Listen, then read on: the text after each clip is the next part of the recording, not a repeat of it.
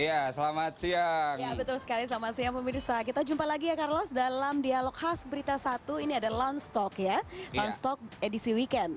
Edisi weekend Betul dan kita sekali. masih dari Max Coffee Berita 1 Iya. Plaza. Dan topik siang ini kita akan membahas tentang manisnya gula dari kulit singkong. Bahwa Ira, Institut Pertanian Bogor, mahasiswa berprestasi kita menemukan sebuah terobosan inovasi baru begitu ya. untuk menciptakan gula yang terbuat dari kulit singkong. Iya, Nanti kita banyak akan bahas. mengimpor ya dan kita akan membahasnya lebih lanjut di Lunch Talk hari ini.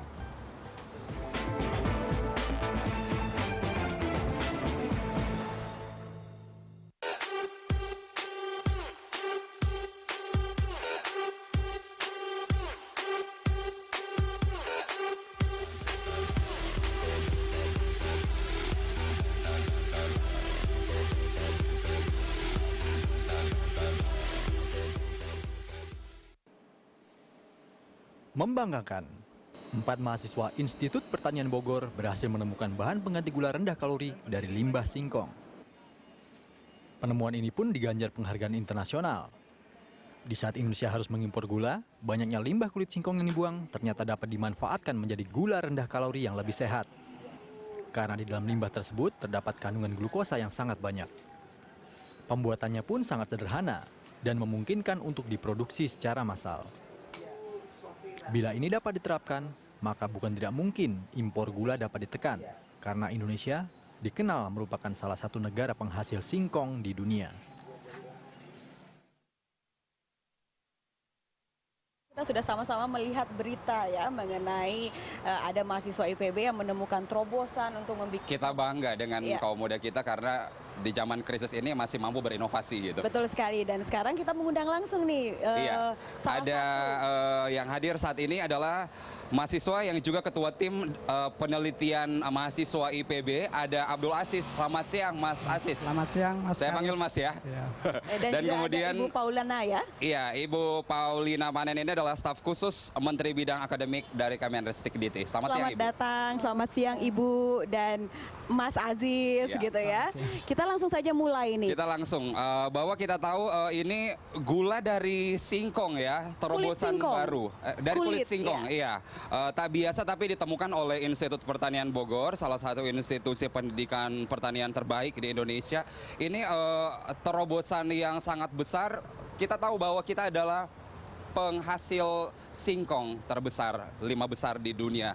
Sementara kita mempunyai tebu. Ini terobosan seperti apa sebenarnya, Ibu?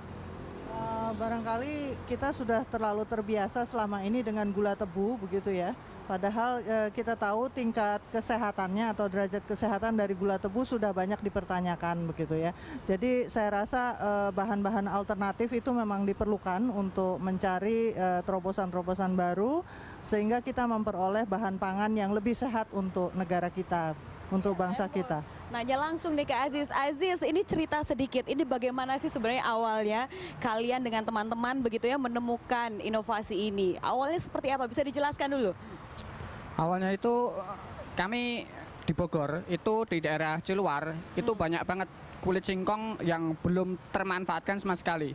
Itu dibakar oleh masyarakat. Oh, jadi kalian lihat mereka membakar kulit Iya, singkong dibakar gitu itu. ya? Asapnya itu nggak mati-mati, itu kan Oh. basah kan. Itu polusi. Oh, sama nggak dengan yang di Sumatera asapnya? Oh, Oh, enggak ya? Enggak, gini, guyon. Ya, silakan dilanjutkan. Nah, itu kan perlu digali.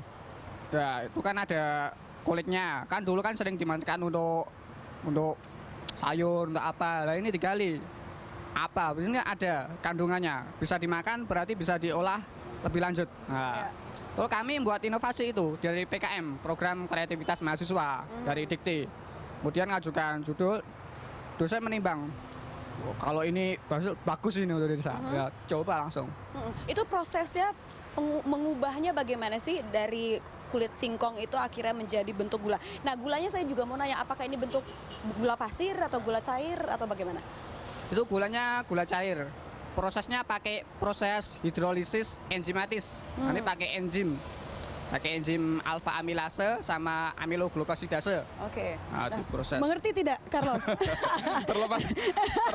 terlepas dari apa yang dia katakan melalui prosesnya itu mahasiswa IPB sangat mengetahuinya. Iya, Tapi mungkin yang dibilang oleh Ibu Paulina tadi bahwa pada dasarnya memang kita sedang mencari alternatif dari tebu yang kita miliki, gula dari tebu. Apakah kemudian Mas Asis dan kawan-kawan pertama kali mencetuskan ide ini atas dasar pemikiran Bu Paulina tadi seperti itu? Ya, dulu latar belakangnya kan, kenapa ini impor?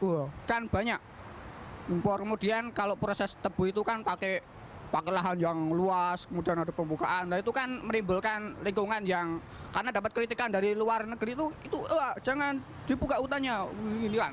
Kami menggali yang sudah ada, kita manfaatkan. Nah, muncullah itu. Ya, itu idenya munculnya bagaimana awalnya? Apakah karena cuma melihat kulit singkong dibakar terus kalian meneliti, atau justru memang sudah dilakukan riset sebelumnya untuk melakukan penelitian ini akhirnya? Riset sebelumnya itu belum ada. Jadi yang gimana ada itu awalnya? dari potato sweet. Nah, saya bilang potato sweet dari limbah potato sweet. Kentang ubi, manis ya. begitu maksudnya? Ya. Itu apa ubi merah. Ubi Oh, merah. oke. Potato sweet itu ubi merah. Oh, jadi Merah. sudah ada penelitian terkait ubi merah, dari situ terinspirasi begitu. Apakah mungkin dari kulit singkong begitu ya? Ya. Oh, ternyata bisa dihasilkan. Lewat diskusi juga dengan teman-teman.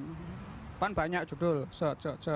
Kan biasa kan sebelum PKM itu kan dikumpulkan, set, buat inovasi ini, set. Nah itu peluang banget untuk menggali mahasiswa untuk berkreasi. Lah, tapi bisa. Iya, dan kita dengar-dengar bahwa ini dimasukkan dalam kompetisi seperti itu. Apakah internasional atau nasional? Mungkin bisa cerita, Mas Asis, seperti apa penerimaan atau penilaian dari para juri di kompetisi itu? Antusiasnya seperti apa? Kompetisinya sudah nasional, internasional juga sudah. Kemarin mengikuti di Pena Sriwijaya di Palembang, Oke. dapat juara harapan 2. Kemudian di Medan dapat juara 3. Kemudian lanjut ke Makau. Di Makau ini banyak inovasi dari negara-negara tetangga seperti Thailand, Singapura, Malaysia. Apakah inovasi serupa yang dilombakan di sana atau seperti apa? Beda, mereka pakai teknologi, ada yang buat robot, ada yang buat ini. Wah, Indonesia Macam-macam ya? beda. Pakai buat gula dari kulit singkong. Wah, Oke. sampai bisa. Nah, Tapi pakai bahasa. Iya, dari Mas Asis tadi, Ibu Paulin, ini sebuah inovasi dari mereka yang masih dalam tataran mahasiswa ya. Kemudian bagaimana Kemenristek-Dikti kemudian memfasilitasi atau menjembatani ada banyak penemuan para mahasiswa, jangankan mengatakan itu para ahli, mahasiswa sudah bisa berinovasi seperti ini. Bagaimana menjembatani itu? Terima kasih. Sebetulnya kan ini merupakan salah satu upaya dalam mencari kemampuan kita sendiri sebagai bangsa untuk memperoleh ketahanan pangan. Kalau ini konteksnya dalam ketahanan pangan. Di bidang lain misalnya untuk energi baru dan terbarukan. Lalu di bidang lain untuk kedaulatan maritim gitu ya. Tapi kita bahas yang ketahanan pangan. Nah, sesungguhnya untuk Kemenristek-Dikti kita sudah mencanangkan setiap tahun itu ada yang namanya Hari Kebangkitan Teknologi Nasional, Iya. Hakteknas gitu ya. Itu tanggal 10 Agustus tepatnya, tapi biasanya dirayakan itu cukup besar mulai dari bulan April, sudah mulai ada penelusuran, ada kompetisi dan sebagainya, sampai bahkan sekarang pun masih ada di daerah-daerah begitu ya, untuk memperingati Hakteknas. Nah, dalam Hakteknas itu kita mengidentifikasi inovasi-inovasi yang memang bermanfaat, artinya berdaya saing, unggul, betul-betul bisa dimanfaatkan oleh rakyat kita, rakyat Indonesia. Lalu nanti ada kejuaraannya begitu ya. Nah, tahun ini terpilih 20 besar untuk teknologi, istilahnya inovasi dan teknologi nasional.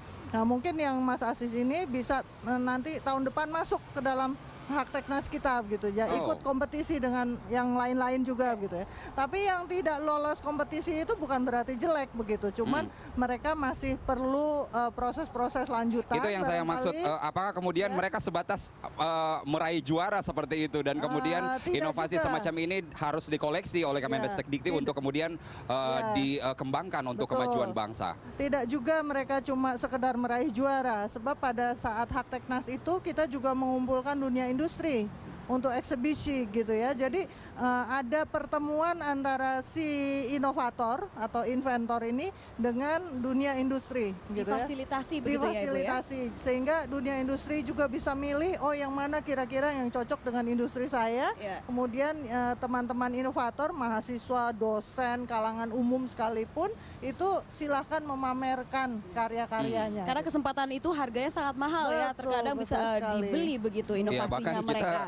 sebagian dari kita sempat mungkin kecewa karena kadang-kadang kemudian inovasi yang dibuat oleh putra-putri terbaik bangsa itu kemudian diambil oleh negara lain seperti Ya, itu. mungkin karena negara lain itu adalah industrinya dimiliki oleh negara itu, Iya. sehingga akhirnya dicomot. Namun Ibu, apakah dari pemerintah sendiri gitu ya, selain memfasilitasi mempertemukan para inovator dengan dunia industrinya dan beberapa praktisi di bidang tersebut, apakah dari pemerintah sendiri ada program khusus begitu agar hasil temuannya mereka ini bisa diproduksi massal katakanlah atau apapun digunakan secara bermanfaat gitu, Bu. Direalisasikan Tidak hanya seperti itu. mendapatkan Betul. penghargaan saja Ya, gitu. ada Bu, ada. Program seperti apa itu, Ibu? Itu ada program penelitiannya, kemudian ada juga nanti program yang melengkapi penelitian itu menjadi inovasi.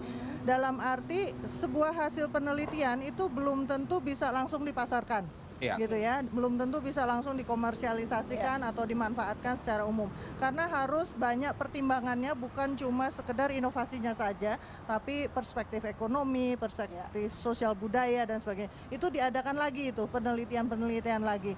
Nah, biasanya itu melalui satu proses yang memang didukung oleh Kemenristek-Dikti. Ada hibah-hibah untuk itu begitu ya. Jadi kita juga membantu. Nah, kadang-kadang teman-teman inovator ini tidak sabar. Jadi begitu udah dapet gitu, pengennya udah langsung dipakai, udah langsung Iya. Padahal ada proses lain yang padahal harus ada proses dijalani lain ya. yang harus dijalani begitu Iya, ya. kita akan tanya ke Mas Asis apakah mau tetap sabar untuk menunggu sampai tahun depan ataupun waktu yang ditentukan agar supaya hak paten ini bisa kemudian dikembangkan menjadi hak cipta yang untuk dikembangkan lebih luas untuk kepentingan masyarakat Indonesia. Kita akan membahasnya lebih lanjut dalam Lunch Talk di segmen berikut.